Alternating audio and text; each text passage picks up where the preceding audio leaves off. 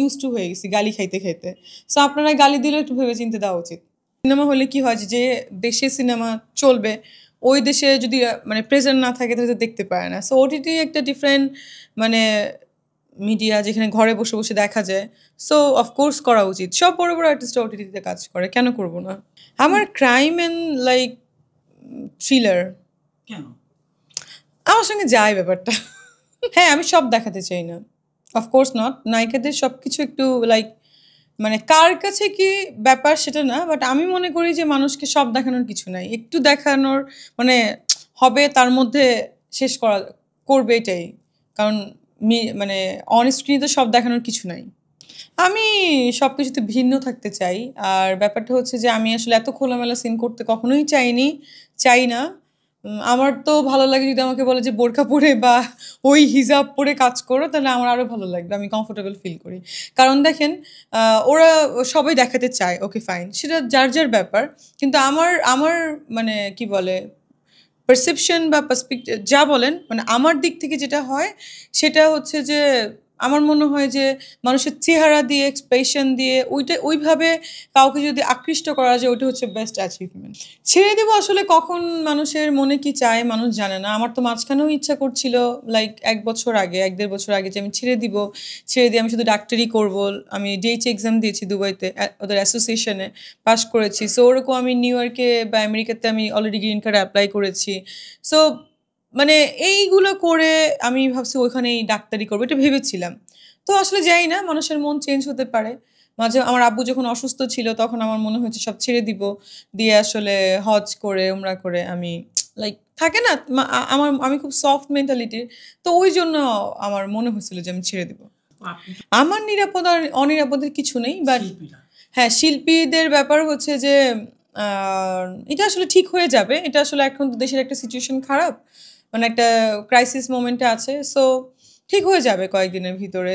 But আমাদের আর্টিস্টদের আসলে কাজ করতে দেওয়া উচিত। কারণ আমাদের আসলে এতটুকু বলবো যে আমাদের এটা করেই খাইতে হয় অন কাইন্ডস অফ, বা আমাদের চলতে হয়। আমাদের যেমন আমার হয়তো বা ডিফারেন্ট প্রফেশন আছে, আমি ডাক্তারি করি বা আমার বিজনেস আছে, that is the different thing. But maximum যারা আর্টিস্ট আছেন তাদের এটাই হচ্ছে তাদের হ্যান্ড টু মাউথ, বা তারা এটা ছাড়া কিছু করতে পারে না, তাদের প্রফেশন। সো ওই ক্ষেত্রে যদি হিসাব করা হয় সবাইকে কাজ করতে দেওয়া উচিত। লাগে একটা ট্রেন্ড চালু করে দিচ্ছে, দুবাইকে ব্র্যান্ড করে দিচ্ছে। আমাকে একজন বলছে আপনি কি দুবাইকে আপনার মনে হয় আপনি ব্র্যান্ড করে দিচ্ছেন? হ্যাঁ, দুবাই এতদিন ব্র্যান্ড ছিল না, আমার জন্য ব্র্যান্ড হয়ে গেছে দুবাই। দুবাইয়ের ব্র্যান্ড অ্যাম্বাসেডর হিসেবে আমাকে নিয়োগ দিবে কদিন পর। না, দুবাইকে থাকা বা দুবাইতে থাকা নেগেটিভের কি আছে? দুবাইতে থাকা, ইউএসএ থাকা, ইউকে থাকা সেম থিং। নিউ ইয়র্কে থাকা, দুবাইতে থাকা তো একই ব্যাপার। বাট দুবাই কেন মানুষের এরকম ভাবে সেটা মানুষ জানে, বাংলাদেশের মানুষ জানে। কোনো দেশের মানুষ তো দুবাই নিয়ে কিছু ভাবে না, বাট বাংলাদেশের মানুষ ভাবে, সেটা তাদের ব্যাপার। আর আমাদের তো লাইক আমরা দুবাইতে অনেক লোকও পাঠাই আমাদের কোম্পানির মাধ্যমে। দুবাইতে, সৌদিতে, ইউকে, আমরা ওমানেও শুরু করব। তো এগুলো ভাবার কিছু নাই। মানে মানুষ আমাকে নিয়ে কেন ভাবছিল দুবাইতে যে উটের মিল্ক খায়। তো দুবাই থেকে উটের মিল্ক আনা, যেমন বাংলাদেশে গরু পাওয়া যায়, বাংলাদেশ ইন্ডিয়াতে। সো গরুর মিল্কই আমরা খাবো, কাউ মিল্ক। দুবাইতে উট পাওয়া যায়, তো উটের মিল্ক দিয়েই খেতে হবে। আর আমি যখন দুবাই যাই, আমি তো এখন থেকে না, 7 ইয়ার্স। সো 7 বছর ধরে আসলে আমি ওখান থেকেই সব কিছু আমি নিয়ে আসি। বাসার যে লবণ বলেন, হলুদের মানে মরিচের গুঁড়া, সেটাও আমি ওইখান থেকে ম্যাক্সিমাম নিয়ে আসি, কারণ ওখানে অথেন্টিক প্রোডাক্টটা পাওয়া যায়। বাংলাদেশে তো ম্যাক্সিমামই দেখা যায় যে ভেজাল। সো ভেজাল খাইতে খেতে নিজেই ভেজাল হয়ে যাইতেছি, এবং সব মানুষই ভেজাল হয়ে যাচ্ছে। আমি লুকোচুরি করে বিয়ে করব না। পপি আপু লুকোচুরি ভাবে বিয়ে করে নাই। উনি বিয়ে করেছে সবাই জানতো, হয়তো বা কাকে করেছে সেটা জানতো না। বাট আমিও যাকে বিয়ে করব সেটা নাও জানাতে পারি।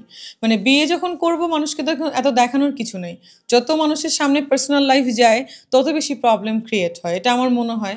তার জন্য হয়তো বা অনেকে দেখায় না। আমিও দেখা যাক কি করা যায়, আমি জানি না। অডিয়েন্সদের বলবো যে আপনারা প্রতিটা আর্টিস্টকে হেল্প করবেন কাজ করার, ভালো ভালো কমেন্ট করবেন, আপনারা ইন্সপায়ার করবেন। এবং আপনারা যদি ইন্সপায়ার না করেন তাহলে আসলে আমাদের কাজ করার মন মানসিকতা চলে যায়। ম্যাক্সিমাম দেখা যায় আর্টিস্টদের ইসের নিচে, যেমন আমাকে অনেকে দেখে বলছে আল্লাহ এত এরকম আপনি মানে পা দেখাচ্ছেন কেন, কয়েকটা ছবি দেখি ভাইরাল হচ্ছে বা এটা সেটা। তো পা দেখানো ওটা আমার শক্স পড়া ছিল। তো আপনারা তো জানেন না যে কোনটা স্কিন টাইজ বা কোনটা পা। সো এটা আপনারা মানে নিজেরা আগে দেখবেন যে আসলে এটা কী ছিল। তো এরকম মানে এরকম কমেন্ট করবেন না, কারণ আপনাদেরও মা বোন আছে, সো এটা ভেবে কমেন্ট করা উচিত। আমরা কিন্তু আর্টিস্ট বলেই যে আমরা খারাপ এরকম কিন্তু না। আমি কিন্তু সবাইকে প্রেজেন্ট করে কথাটা বলতেছি, কারণ সবারই কিন্তু খারাপ লাগে, সবারই মন আছে, আমরা হয়তো বা দেখাই না। খারাপ লাগলে আমার